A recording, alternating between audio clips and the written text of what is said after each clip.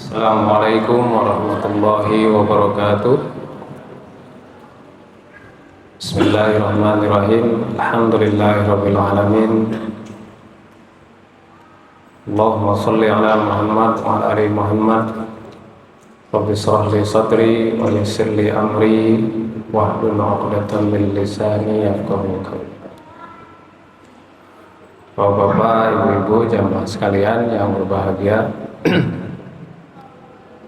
malam hari ini kita masih menyelesaikan sisa dari ayat kita yang masih tersisa 2 ayat yang sebetulnya kalau kita mengkaji ayat per ayat kembali menurut penafsiran yang berbeda, kita sebetulnya akan menambahkan pengertian yang lain, pengertian yang berbeda lagi, bahkan mungkin bisa lebih luas lagi. Karena ayat Quran ini memang seperti permata yang dia itu sinarnya bisa menyinari ke segala penjuru. Jadi setiap waktu, setiap masa, para penafsir selalu memiliki pengertian yang berbeda. Ada satu tafsir lain, yaitu tafsir yang ditulis oleh banyak ilmuwan dari ITB, tafsir Salman. Pun mereka itu melihat surat Al-Zalzalah ini dalam perspektif sains. Nah, itu lebih menarik lagi. Beberapa ayat yang bicara tentang kiamat juga dalam tafsirnya Ahmad Baikuni almarhum, juga beliau membahas dalam perspektif sains juga. Nah, itulah ayat Al-Quran. Ya, semakin kita melihat, semakin dalam, semakin kita akan menemukan keagungan, kebesaran dari ayat-ayat suci Al-Quran tersebut. Sebagaimana yang saya sampaikan pertemuan kita sebelumnya, jikalau waktu kita sampai atau masih ada tersisa, kita coba masuk sedikit kepada surat Al-Bayyinah, sehingga nanti di minggu berikutnya kita bisa langsung ke ayatnya. Untuk malam hari ini saya coba ulangi kembali apa yang kita sudah pelajari sebelumnya, untuk mengingatkan kembali tentang surat yang amat sangat agung ini, surat yang begitu besar, yaitu surat Al-Zalzalah, di mana di ayat ini disebutkan bahwa suatu saat nanti akan terjadi dan pasti, dengan kalimat iza yang disebutkan di dalam surat tersebut. Apa itu? Yakni kehancuran alam semesta. Ya, dalam konteks di sini kehancuran bumi, dan kehancurannya berbeda, bukan seperti bencana yang kita alami di muka bumi saat ini. Yang satu kena bencana, yang lain tidak. Satu negara kena gempa, negara lain tidak. Satu kawasan tertimpa musibah, yang lain tidak. Tetapi yang terjadi kelak dalam gambaran surat Al-Zalzalah ini, segenap bumi ini akan hancur. Di dalam tafsir Al-Misbah, Quraisy Shihab mengatakan bahwa di sini yang dimaksud itu adalah trompet sangkakala itu. Jadi ketika trompet itu dibunyikan pertama, maka terjadilah zilzal itu, dan hancurlah manusia. Kemudian di trompet yang kedua itu manusia dibangkitkan. Lantas mereka bertanya, malaha. Nah, jadi bertanya malaha itu dalam perspektif Al-Misbah itu, sebab mereka awalnya bingung. Lagi santai, lagi enak ngobrol, lagi wedangan, lagi melakukan kegiatan apapun itu di alam dunia ini, tiba-tiba hancur, kemudian tiba-tiba dibangkitkan, sehingga mereka bertanya malaha. Ya, bumi demikian adanya sebab memang diwahyukan oleh Allah. Wahyu itu sendiri kita sudah menyebutkan pengertian lain, kita tambahkan pengertian lain lagi, bahwa dinamakan wahyu sebab datangnya amat sangat cepat. Ya, disuruhnya Musa memukulkan tongkatnya, dan Musa nggak bisa ngapa-ngapain, ya sudah langsung pukul saja. isyarat cepat, dan orang yang menerima hanya ya oke. Nah, kira-kira begitulah pun yang terjadi dengan kehancuran bumi. Dan kemudian peristiwa yang paling besar, Pak, setelahnya itu, jadi ada siapa itu namanya, beliau itu senior saya di Al-Azhar, lupa saya, ketika beliau menjelaskan tentang kejadian yang dahsyat pada hari kiamat di surat Al-Mudaththir. Beliau mengatakan bahwa yang mengerikan itu bukan peristiwa kiamatnya. Saiful Bahri, mohon maaf, ini senior saya di Al-Azhar, dalam satu kajiannya tentang surat Al-Mudaththir, beliau menyebutkan bahwa yang dahsyat itu, yang mengerikan itu adalah bukan hancurnya alam semesta ini, bukan bergoncangnya bumi ini, Bapak Ibu. Tapi yang dahsyat itu adalah ketika manusia dikumpulkan ashtata itu, yang beragam rupa macamnya, dan kita tidak tahu satu dengan yang lain. Ya, kesendirian. Nah, kita menyebutkannya insan, bahwa kita berkelompok tapi satu dengan yang lain kita tidak tahu. Dan ketika itu kita menunggu catatan amal kita diserahkan. Apakah yang lain ikut melihat? Wallahu a'lam, kita juga tidak tahu. Misalkan Allah ngasih kita catatan amal gitu, yang lain pengen lihat gitu. Ini kamu tertulisnya apa? Saya tidak tahu ya. Kita boleh mengandai-andai begitu. Mungkin juga tidak. Tapi peristiwa itu saja, bayangkan Bapak Ibu, kalaulah seandainya orang tahu semua ini yang kita kerjakan, betapa malunya kita kan ketika itu. Betapa aib kita itu ditunjukkan waktu itu juga. Dan kita berlindung berada dalam keadaan demikian. Berada dalam keadaan yang amat sangat memalukan itu. Ya. Di dalam surat Az-Zumar beliau meneruskan lagi ketika dia menyambungkan di dalam surat Az-Zumar bahwa nanti wasiqul ladzina kafaru zumar. Orang-orang kafir itu akan zumaro, dia itu berkelompok-kelompok. Ada semacam shuttle bus yang ikut.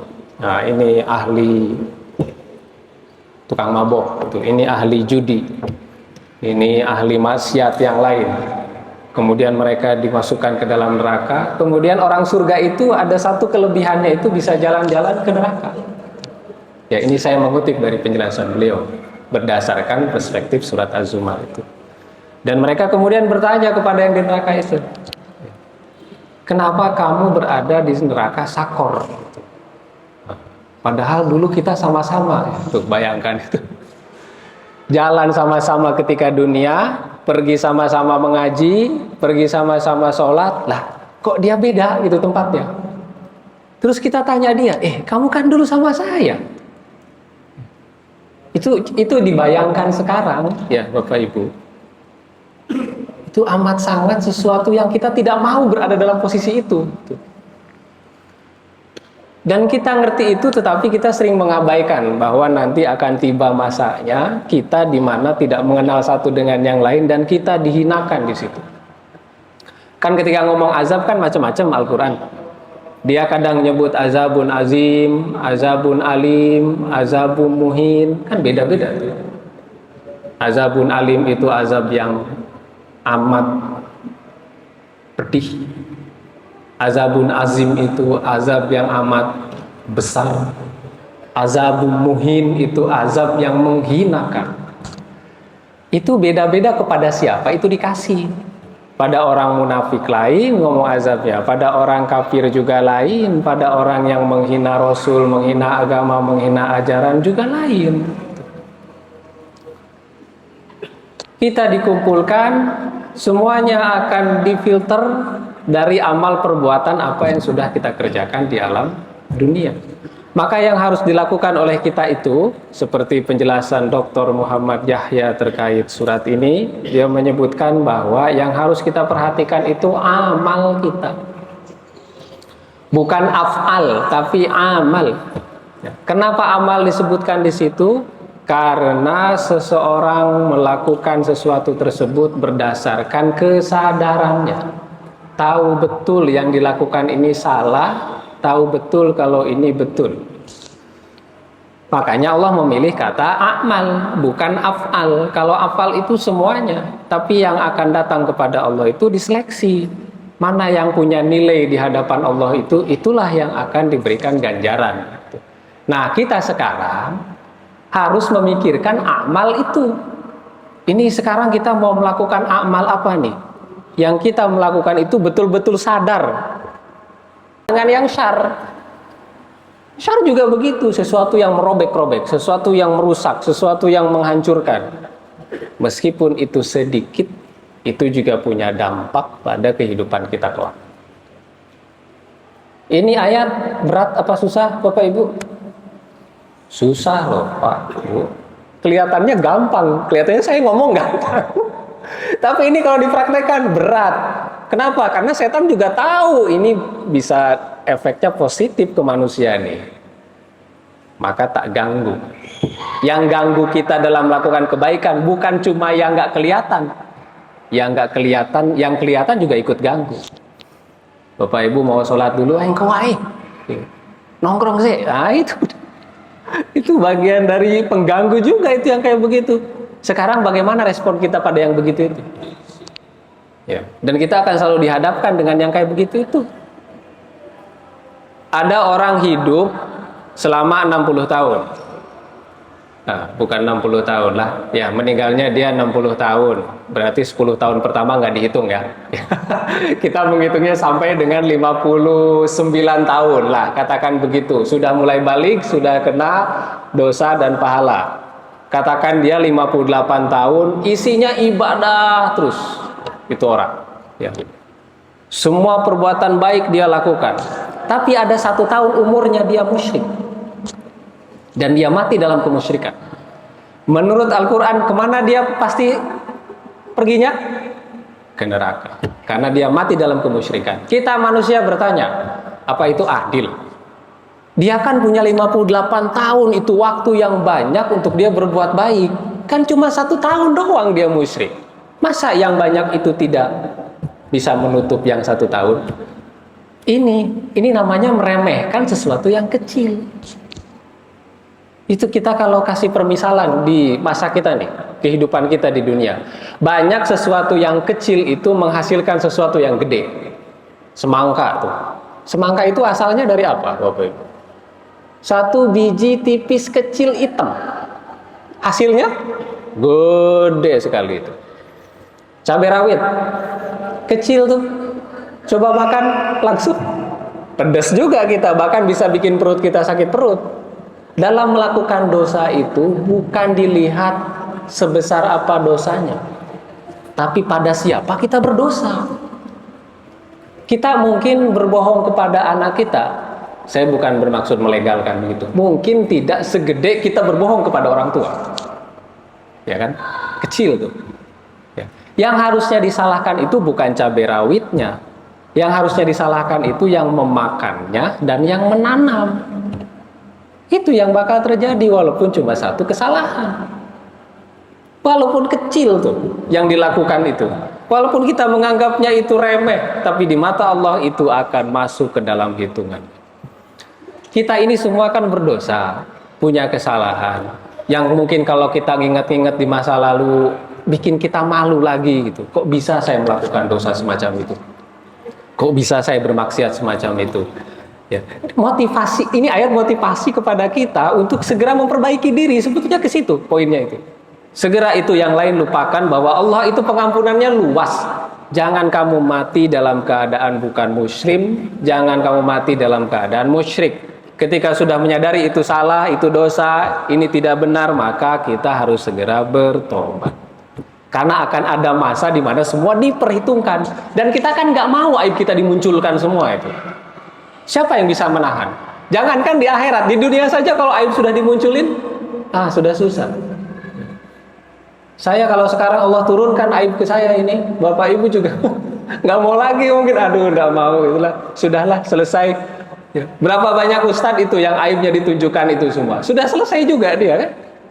Kita kan pengen tidak mau itu begitu, berlindung. Allah tidak menunjukkan itu. Bahwa Allah juga menghapusnya, menghilangkan itu. Ketika hari pengadilan kelak, jangan tunjukkan kesalahan saya ya Allah. Kita mohonkanlah itu kepada Allah. Bagaimana caranya? Lakukan amal-amal soleh. Amal yang kita sadari betul ini adalah sesuatu yang harus dikerjakan. Sadar secara moral, sadar secara pikiran, sadar secara ilmu. Ada seorang sahabat bertanya kepada Rasulullah, "Ya Rasul, saya pengen tahu gimana caranya saya tahu ini tuh baik atau benar yang saya kerjakan." Kemudian Rasul menjawab, "Istafti qalbak." Ya kamu tanyalah hati kamu. Kalau hati kamu itu tenang, nyaman melakukannya, itu itu baik. Segala sesuatu yang tidak betul itu pasti bertentangan dengan fitrah, pasti, oh baik. Ya. Orang korupsi itu mau terang-terangan enggak, Pak? Enggak kan? Ya, karena itu bertentangan dengan fitrahnya. Orang berzina itu terang-terangan tidak? Tidak, karena bertentangan dengan fitrahnya. Bahkan kita mau nyogok polisi aja kadang harus malu-malu. Ya, melipir sedikit ya sambil kita sembunyiin. Nih, Pak. Karena itu tidak sesuai dengan fitrah. Ini banyak terjadi nih masyarakat kita, dan kita kan mohon perlindungan tidak berada pada posisi ini ya Allah. Jauhkan saya dari yang kayak begini nih. Dan ketika itu sampai kepada kita, mudah-mudahan kita juga dikuatkan. Ya. Jadi Bapak Ibu, di dalam surat Az-Zalzalah ini ada pesan penting yang ingin disampaikan oleh Allah. Pertama, Dia hendak mengatakan kepada kita bahwa kelak ini bumi betul akan saya hancurkan, dan Dia akan ngomong kepada kalian apa yang sudah kalian lakukan. Gak ada yang bisa membantah. Ditunjukkan kepada Dia si manusia tersebut. Itu ke satu. Kedua, jangan pernah meremehkan perbuatan apapun. Mau dia perbuatan baik yang sekecil zarrah ataupun perbuatan buruk yang sekecil zarrah. Dua-duanya kita akan melihatnya kelak. Kita berharap mudah-mudahan kita ini semua melakukan kebaikan-kebaikan, amal soleh, sehingga yang bakal ditunjukkan oleh Allah kepada kita itu hanyalah hal-hal yang baik saja. Nah, ini saya kira gambaran keseluruhan dari surat Al-Bayyinah, yang mudah-mudahan kita terinspirasi dari surat ini untuk senantiasa melakukan amal-amal soleh. Ini jam berapa kita isya? Oh, Pak. Berapa menit lagi? 12. Ya, kita lanjutkan dulu ke surat Al-Bayyinah. Baik. Ya, biar waktu kita tidak duduk-duduk saja, jadi akankah lebih baik kalau kita lanjutkan tadabbur kita kepada surat berikut, yakni surat Al-Bayyinah. Surat ini di dalam urutan mushaf itu yang ke-98. Turunnya di Madinah. Ya, dan surat ini oleh sebagian ulama dianggap sebagai surat yang paling sulit. Di mana letak sulitnya? Letak sulitnya itu ada di kata munfakina. Ya. Itu di ayat pertama. Ya, sebetulnya ada banyak, tapi saya sebutkan saja satu, yaitu yang disebutkan oleh Imam Fakhruddin Ar-Razi. Dia salah satu yang menyebutkan bahwa surat ini adalah surat yang susah memahaminya dari satu kata yang ada di ayat pertama, yaitu munfak. Ya. Munfak itu bisa artinya lepas, hilang, ya. Setelah terikat, sudah terikat kuat kemudian hilang. Kemudian yang makna kedua itu terhapus. Nah, Imam Fakhrul Razi itu bingung dengan kalimat ini. Sebetulnya yang hilang dan terhapus itu apa? Ya, dari ayat yang disebutkan di sini. Ayat ini secara keseluruhan atau surat ini secara keseluruhan sebetulnya ingin menjelaskan tentang keterangan yang jelas tentang siapa Nabi Muhammad itu. Kan nama suratnya Bayyinah. Bayyinah itu mubin, bayyin itu artinya jelas. Kalau dosen saya dulu waktu di Al-Azhar saya tidak jelas gitu ya. Musbayyin ya dokter itu. Nggak jelas yang engkau sampaikan. Nah, bayinah itu artinya jelas. Apa yang dimaksud jelas di sini? Yang dimaksud jelas di sini adalah Al-Quran dan juga Nabi Muhammad. Ya, dua-duanya itu jelas karena Nabi Muhammad sendiri disebut sebagai Quran yang berjalan. Al-Quran ini kejelasannya itu dari segi susunannya. Kita perlu tahu bahwa dulu di masyarakat Arab itu mereka ini sangat jago dan gandrung dengan karya sastra. Hebat sekali mereka. Syair, puisi, ya sejenisnya lah. Di bidang sastra itu mereka amat sangat hebat dan luar biasa. Salah satu sastrawan yang terkenal itu adalah Amru al-Qais. Dan itu sering dilombakan di salah satu pasar namanya Pasar Ukas. Kalau mereka menang, maka karya sastranya akan digantung di Ka'bah. Nah, dulu Ka'bah selain banyak Lata, Uzza, Manat, ya selain banyak berhala-berhala, juga digantung dengan karya-karya sastra. Jadi orang yang pintar syair itu punya kedudukan yang amat sangat tinggi di masyarakat Arab.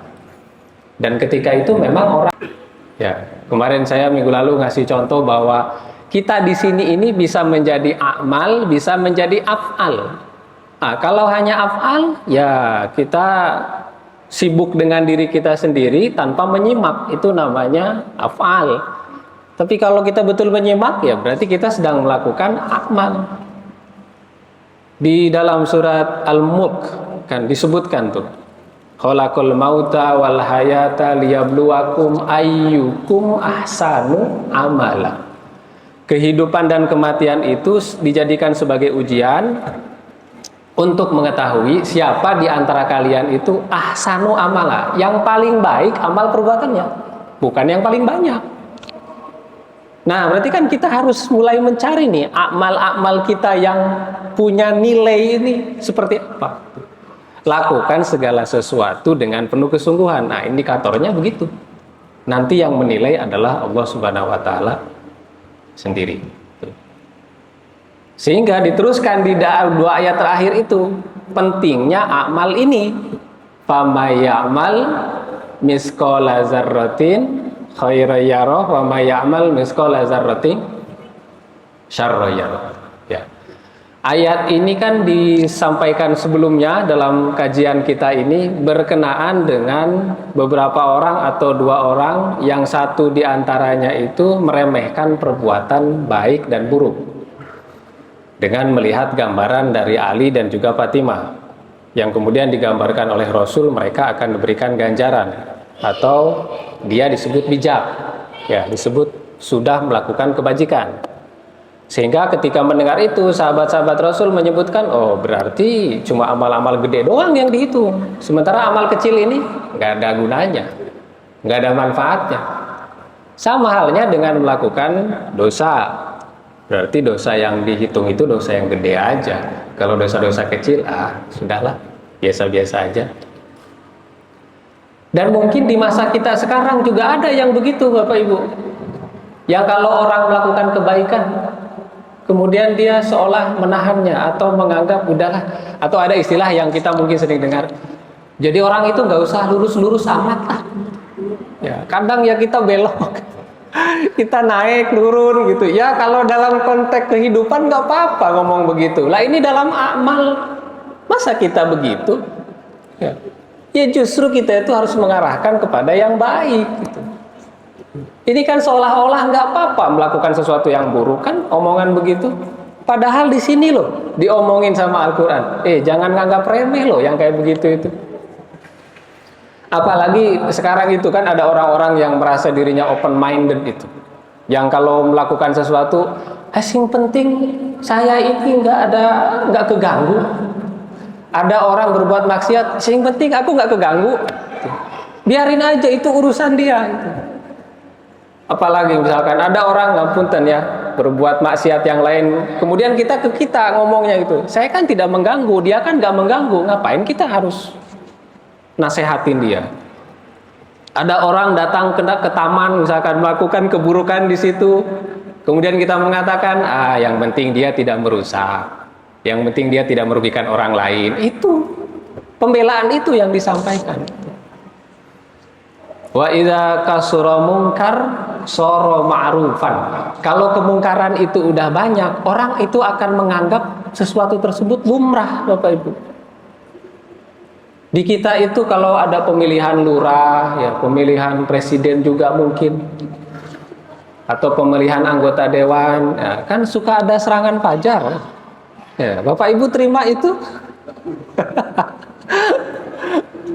Bahkan itu ada yang mengatakan, itu sedekah gitu. Sedekah dia bilang, sedekah loh bilangnya itu.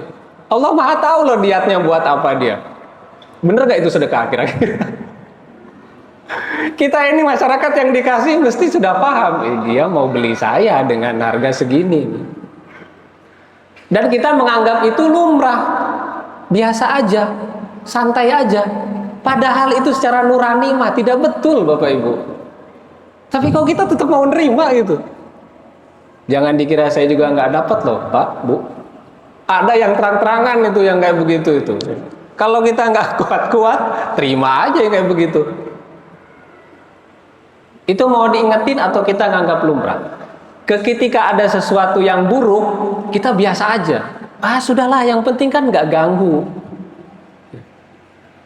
Dibegitukan. Tapi ketika ada orang berbuat mau yang sebaliknya, berbuat baik, kita tidak ada respon apapun.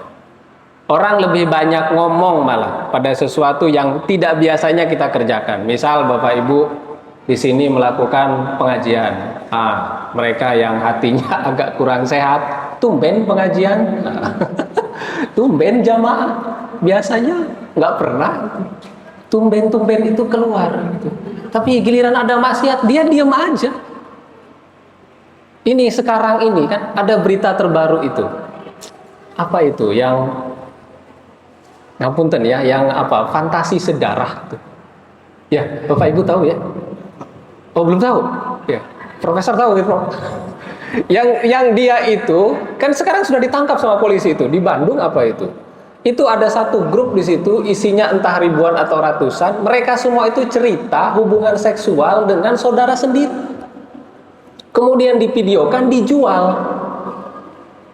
Itu apa enggak menjijikan itu, Bapak Ibu? Yang kayak begitu itu. Itu akibatnya kita itu cuma diemin orang ketika berbuat buruk itu ya kayak gitu itu.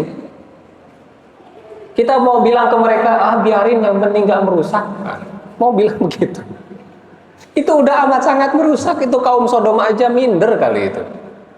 Sampai keluarganya sendiri disetubuhi, coba itu. Apa dia tidak mengerti ini? Tidak mengerti di dalamnya ada Islam? Ada. Ini ayat nih, dua ini saja ini ya, Bapak Ibu ya. Kalau ini dipahami betul lah, betul-betul dipahami sama kita, udah selesai sebenarnya urusan itu. Karena yang akan kita terus pikirkan itu amal-amal terus. Ya. Para pejabat, jangan pejabat lah, ya. Nanti tersinggung. Ya utamanya beliau-beliau lah, mereka yang punya jabatan, mereka yang punya ilmu, punya kedudukan, segalanya lah, punya prestis di masyarakat tuh, yang ngurusi urusan rakyat banyak, mestinya ini ayat dipegang. Fama ya'mal misqala dzarratin khairan yara. Ya, nggak ada itu yang namanya penipuan, nggak ada itu yang namanya kebohongan, nggak ada itu yang namanya kezaliman. Ya. Tapi ya itulah manusia ya, tidak semuanya begitu. Ada di antara manusia itu yang minus, ada yang plus. Mudah-mudahan kita semua ini yang positif, yang mampu memaknai ini lebih dalam. Kan ini hal yang kecil yang kayak begini yang disebutkan di dua ayat ini. Fama ya'mal misqal. Misqal itu artinya timbangan, Bapak Ibu. Kita sudah membahas kata itu sebelumnya kan, misqal, berat, pemberat. Sebetulnya maknanya ya timbangan itu. Apa sebetulnya yang ditimbang itu? Yang ditimbang di situ itu zarroh. Zarroh itu apa? Zarroh itu di masa modern sekarang diartikannya atom. Ya, itu yang paling kecil. Atom aja sekarang bisa dipecah lagi kan? Apa namanya itu? Quarks apa ya namanya itu? Pada masa Nabi Ibnu Abbas mengartikan zarroh itu semut yang kecil. Ya karena itulah yang paling kecil. Ada juga yang menyebutkan di Hamka, tafsir Hamka Al-Azhar, dia menyebutkan biji sawi. Sebab itu juga yang paling kecil. Ada juga yang memaknai zarrah itu hab. Jadi kalau Bapak Ibu buka jendela, nanti ada matahari masuk ke jendela itu, kaca. Biasanya kan suka ada yang terbang-terbang tuh. Suka ada yang kecil-kecil. Itu namanya zarrah. Itu yang begitu ditimbang loh sama Allah. Itu kan kecil banget itu. Dan nanti orang akan melihat itu, ini yang sudah kamu lakukan nih. Ya, sekecil ini tetap akan dihitung. Kalau hitungan manusia, miskol manusia, timbangan manusia, yang paling besar itu berapa? 1 kilogram, 1 ons, ya kan? Ini yang lebih kecil daripada itu ditimbang sama Allah. Tuh. Jadi dengan memaknai yang begini ini, kita akan melakukan sesuatu yang kecil-kecil sebagai amal yang kita sadari dan bekal tabungan kelak. Kayak gimana? Salaman, itu amal itu. Dan itu zarroh kecil. Senyum, ya. Senyum yang tulus ya, tidak ada maksud dan tujuan apapun ya, senyum. Ngambil sampah di jalan dimasukkan, jangan mentang-mentang itu kecil loh. Itu berharga untuk akhirat kita tuh yang kayak begitu. Kasih nasihat ke orang, walaupun orangnya nggak mau denger, tapi itu udah bagian zarroh. Khair itu sesuatu yang baik, dan kebaikan itu bisa diterima oleh akal dan oleh moral atau kebiasaan yang ada di situ. Itu namanya khair dan tidak perlu harus ada dalil. Ini yang di sini menyebutkan khair. Khair itu apa saja yang menurut akalmu, moralmu itu baik. Itulah namanya khair. Jadi tidak perlu ada dalilnya. Ini ada nggak dalilnya dari Al-Quran? Ini ada nggak dalilnya dari hadis? Tidak usah nyari-nyari itu.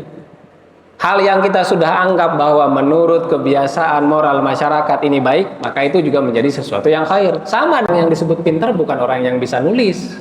Nah, kalau kita kan bikin buku, pintar, itu hebat, begitu ya.